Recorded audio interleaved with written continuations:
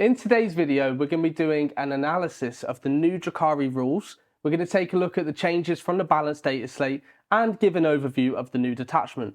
So Mike, what changes have we had from the Balance Dataslate for the Drukhari?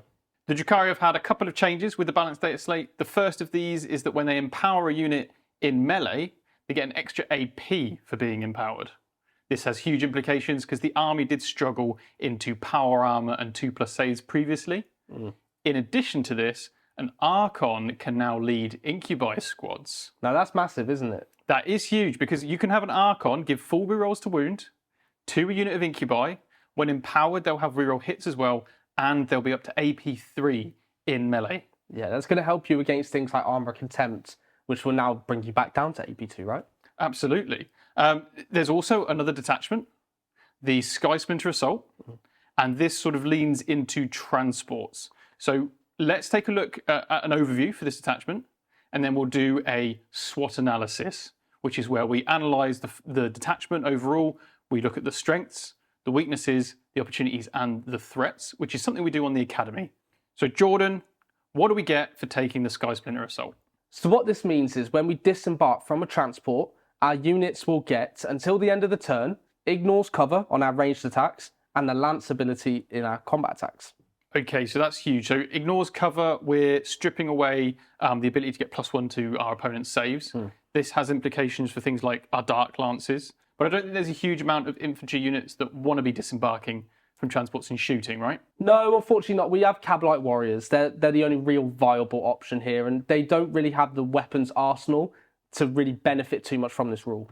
Yeah, I agree. And to be frank, you're probably better off staying in the vehicle. Yeah. It's a shame they don't just get the ability on firing deck for ignores cover or something.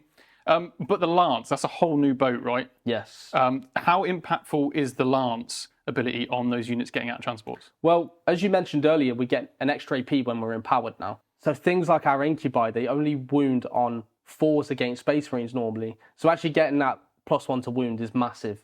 Yeah, it makes them a lot more reliable at doing what you want to do.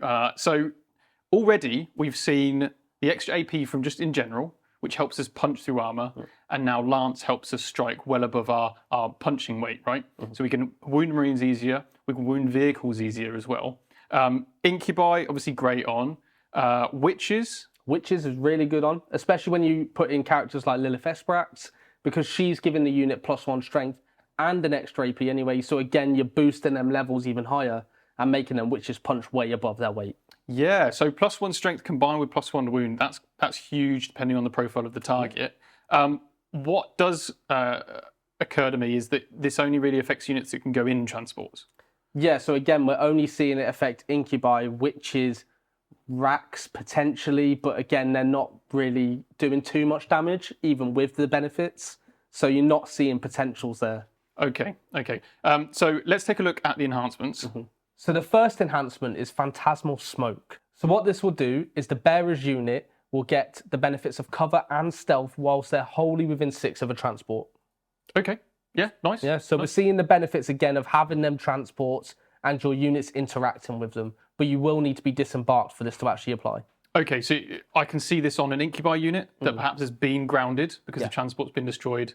If it's close to another transport, you get that -1 to hit and cover on a 3-up save, which is rare for Drukhari. Yeah, That's probably where I'd look at using it. Oh yeah, I agree.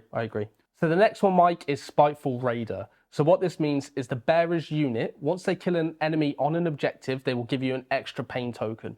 So as the Drukhari rule, you normally get a pain token for killing a unit. With this enhancement, if you destroy an enemy on an objective, you'll get 2. Okay, very nice, very nice. So you could now start to empower, kick out that extra AP elsewhere, especially if maybe everything doesn't go to plan, you don't kill as many units as you expect. Yeah, exactly. I think this is the key with Drukhari anyway.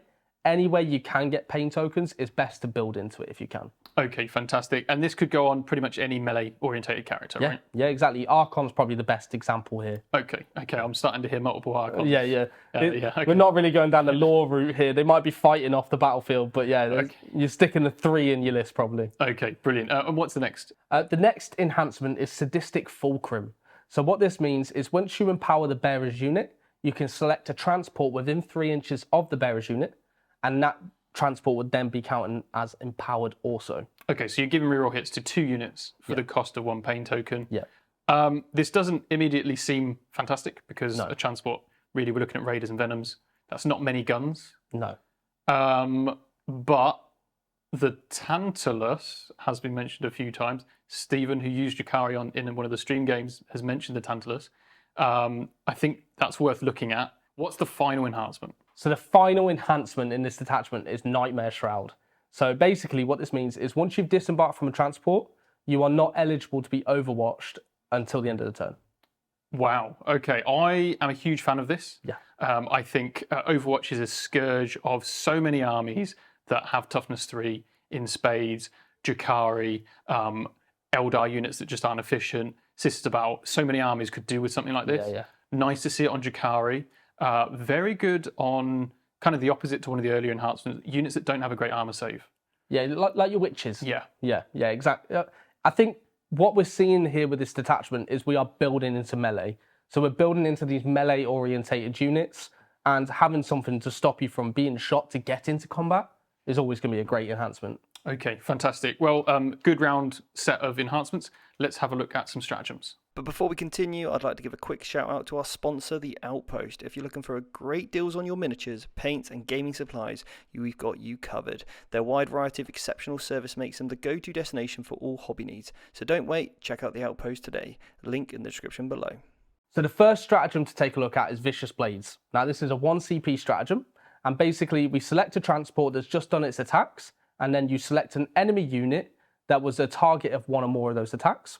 Now you roll a dice for each model embarked within your transport. On a 5+, the enemy will take a mortal wound.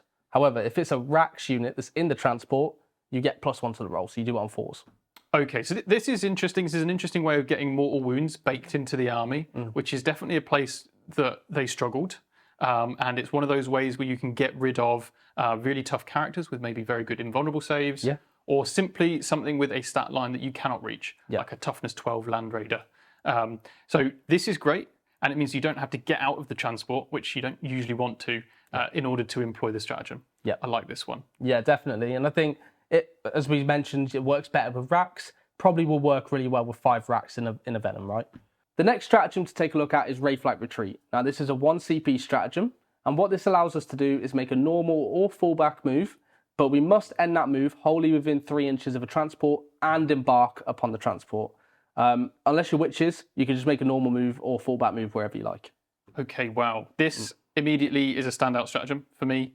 We do not want to be out in the open or out of a transport. No. That is not what we want.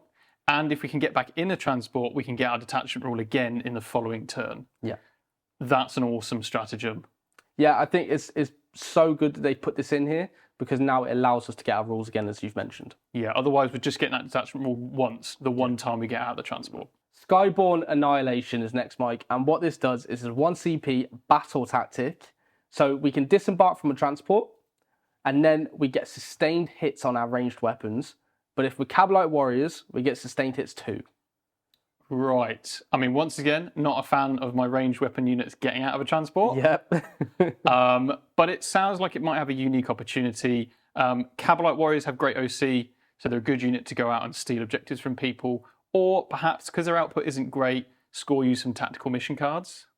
So if there's the potential to get a little bit more damage out of them, and we have CP spare, maybe we'll see this used. Yeah, exactly. I'd rather just get back into transport after I've fought, to be honest. Yeah, and to be honest, there's no ways of actually doing it for free. Okay. So we don't have a character that allows us to use a battle tactic for 0 CP. Right. So this is also, it just means that your opponent, if they wanted to vect something, they could vect this. Next up is Pounce on the Prey. Now this is a 1 CP stratagem, and what this allows us to do, once we disembark from a vehicle that made a normal move, we are now eligible to charge even though that vehicle did make a normal move. So we turn a raider into a Land Raider? I wouldn't go that far. We're not that durable, mate, but we get the rule of a Land Raider effectively. We get assault ramps. Okay, fantastic. And a raider moves 14 inches. 14. So we've essentially got 14 inches plus 3 for the disembark. We've moved 17 inches, and then we've got a charge. Threat range is something that we talk about a lot on the Academy and generally in competitive play. We've got 17 plus 12, the max for a charge. That's a 29-inch threat range. from a vehicle. That's crazy. Yeah. And if you combine that with the no Overwatch, your opponent can't do anything about it. No, it just happens. It just happens. Yeah. That is very good.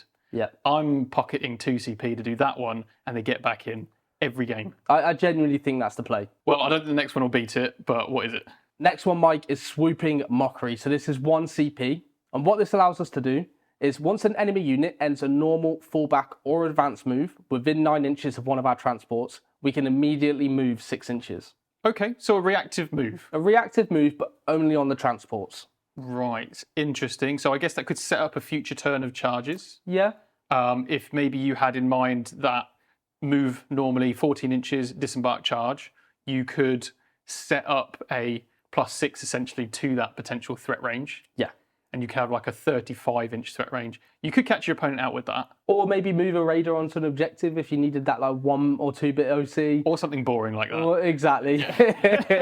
But no, you're absolutely right. You could set up a sticky objective, Yeah. get that objective under your control until your opponent takes it with those Cabalite warriors in a transport. Exactly. There's multiple uses for that one. I like it. You don't use it every turn, but when it crops up, there's an opportunity. The final one is Night Shield. So what this does is it allows us to get a 4+ invulnerable save on one of our vehicles in the opponent's shooting phase when they select us as a target.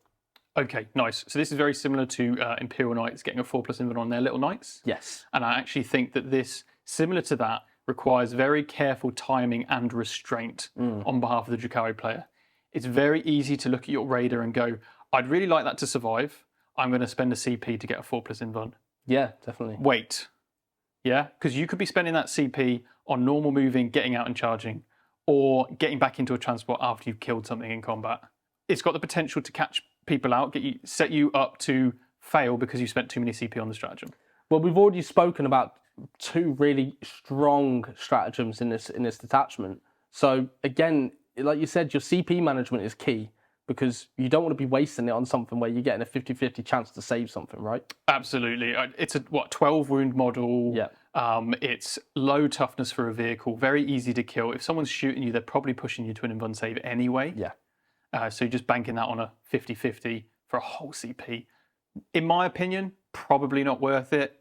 Could be convinced once again with the Tantalus because it's got a lot more wounds. Yeah. Let's take a moment to appreciate Colourforge, our fantastic sponsor. Their range of spray paints has become our go-to for making our miniatures come to life quickly and efficiently. The quality and variety of colours they offer are truly unmatched, providing a smooth application for stunning effects every time. Check out Colourforge for your next hobby project. All round good set of stratagems as well.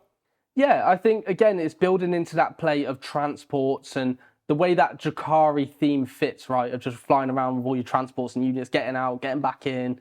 So it's got some cool mechanics, and I think we can make some really good plays here. Absolutely. So the Dark Flotilla is back, but let's do a full-on SWOT analysis, starting with the S, strengths. What would you say is one of the strengths of this style of Drukhari army? So the first strength to look at is actually melee. Now, the army is building around their melee units, and we've got some really strong combinations here, especially Incubi. Incubi are back, baby. They genuinely have got so many plays in this detachment. Okay, so on that strength, what would you say are your top 3 melee units in this build? So I would say we're looking at Incubi with an Archon, Lilith leading some witches, and then Draz on its own, actually, I think looks really good, especially with the Lance after he disembarks. He looks like a really good lone character, like killing the enemy's character sort of piece. Okay, very nice, very nice. And we've got high AP now with all of these, +1 to wounds. Lilith Hesperex gives us extra AP and strength. Yeah. So doubles down on that, as we've said previously. Okay, fantastic. So melee is definitely a strength. Immediately, mobility screams out at me. Yeah. We've got loads of really fast transports. Being able to now move 14 inches, disembark and charge. We can decide when the fights happen, which is so important for an army like Drukhari that is fragile in nature.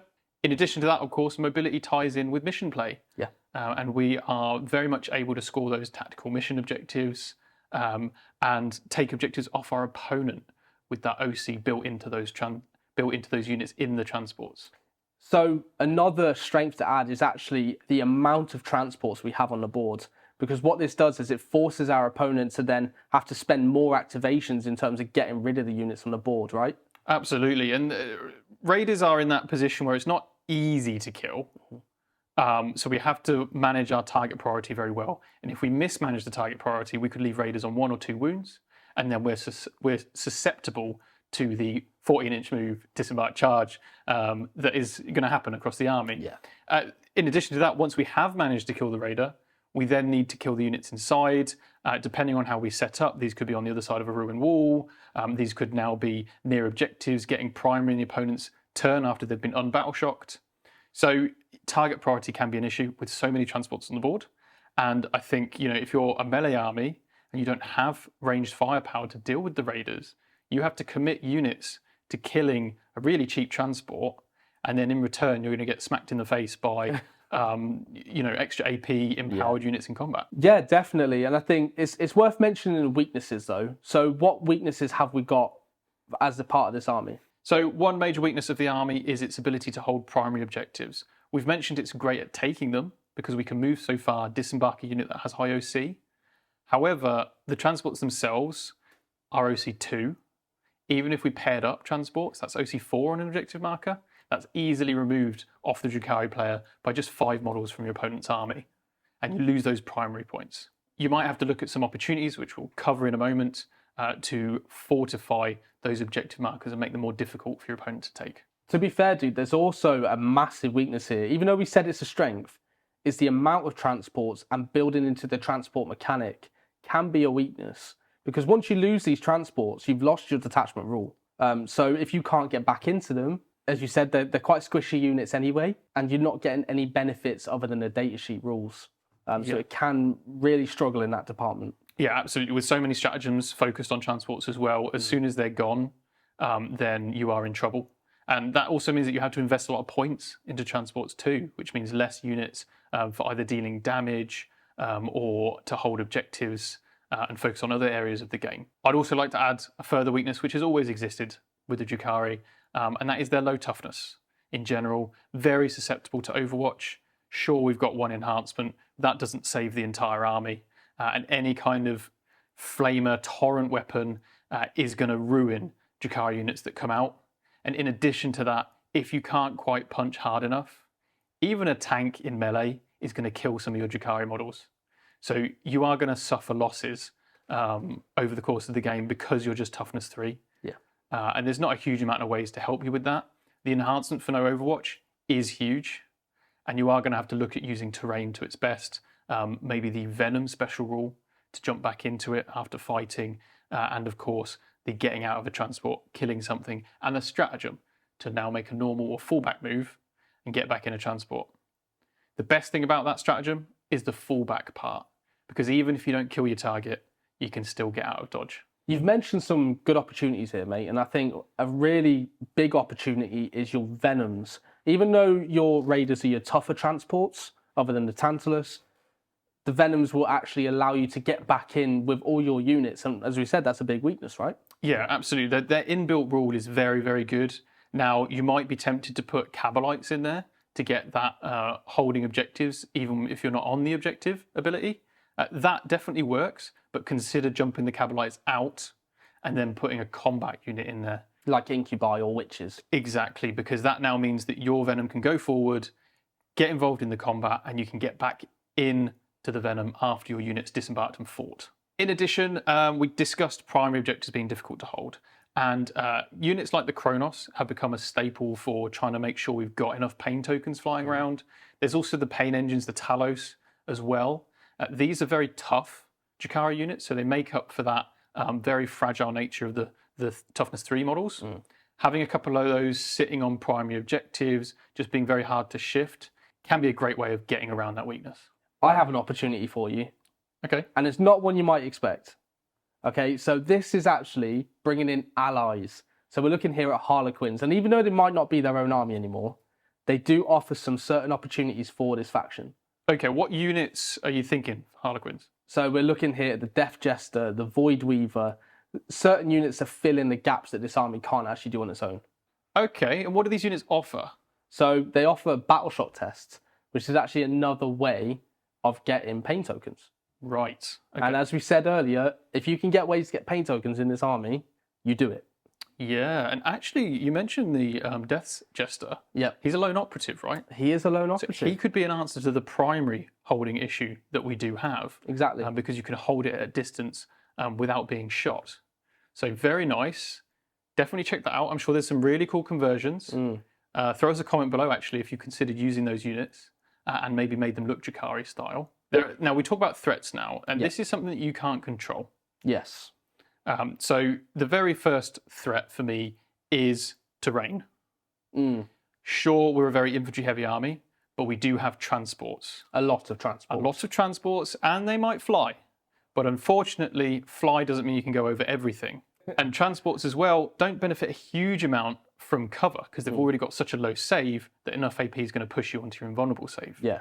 So what that means is that if you come to a table and the terrain setup is just not beneficial in any way for holding primary, and if you recognise that when you take an objective off your opponent, your unit's no longer safe, then you've got problems. And you're going to have to start looking at how you use your get back in the transport abilities to mitigate that. What other threats do you think there are? So one of the biggest threats to us is them skewed builds. And by this, we mean something that's got like high toughness, like a knight's army, or maybe them horde variants, so unending swarm by tyrannids, things of that nature, right? Yes, so anything that means we don't have physically enough attacks in the army to deal with it, or enough attacks of high enough quality to deal with those maybe armature spammed lists. I agree completely. That's difficult for the Drukhari to deal with, even with Lance, because the Drukhari want to deal with a target at a time, ideally, maybe even two, if you manage your command points very, very well. So definitely a threat there. And then there's one last threat that I'd like to add, and this is actually giving your opponent the ability to score points. Drukhari as a whole don't really have a way of stopping your opponent getting tactical objectives. If they draw overwhelming force, they're going to get it. If they need to take 2 no man's land objectives, that's pretty easy as well. Assassinate, bring it down. Any of these are easy. If there's a 3-inch deep strike unit in that army, it's going to land somewhere because the screening's not that good with all of the transports on the board. In addition to that, you really do run the risk of running enough vehicles and enough characters to give your opponent the option to go assassinate and bring it down. And you need your characters to be involved, so there's not really a way of avoiding it. And your transports need to be involved too, otherwise you're going to lose on points over the course of the mission. And you miss out on your army rule, right? Yeah, exactly. So that's one of the major weaknesses. So do be very, very wary of your opponent going for that. So what's our overall thoughts of this detachment then? Because I think it's got some strengths, but it does have some blaring weaknesses, right? So I think there's a few things I would have loved to have seen here. Some of the changes, like the Archon being able to lead Incubi, is great. It would have been awesome if the Court of the Archon could join him. Yes. I don't know if that would make the unit too good, but surely not. It would give them lethal hits, more battle shocks, that kind of thing. Yeah, look. I think that would be really cool. Yeah, I agree. And give you a reason to take them in a bigger unit as well. In addition to that, I would have loved to have seen the sustained hit stratagem actually key off one enemy unit, and then all of your Cabalite warriors or transports with Cabalite warriors embarked get sustained hits or sustained 2 against that one target. Right, so we're seeing benefits for actually being embarked on the transport. Yeah, and the fact that you're not going to spend it for a sustained hits 2 on one Cabalite unit that's on foot. Whereas you might spend it for 3, 4 Cabalite units that are in transports.